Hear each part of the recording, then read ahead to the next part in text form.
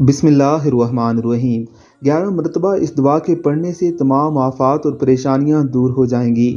حضرت ابن عباس رضی اللہ تعالی عنہم فرماتے ہیں کہ ایک شخص نے نبی کریم صلی اللہ علیہ وآلہ وسلم سے شکایت کی کہ اسے بڑے آفات و مصائب آتے ہیں، اور آپ نے اس سے ارشاد فرمایا کہ جب صبح ہو تو یہ پڑھو، مصائب نہیں آئیں گے۔ بسم اللہ علی نفسی و اہلی و مالی۔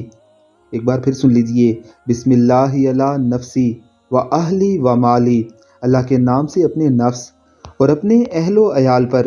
چنانچہ اس نے عمل کیا، اس کی پریشانیاں زائل ہو گئی۔ آفات و مصائب سے نجات کے لیے اس دعائے مبارکہ کو نماز فجر کے بعد 11 بار پڑھیں۔ اول و آخر درود شریف 3 بار لازمی پڑھیں۔ انشاءاللہ العزیز آفات و بلیات سے اللہ رب العزت کی ذات نجات عطا فرما دے گی۔ ان وظائف کو اپنے دوستوں تک ضرور پہنچائیے۔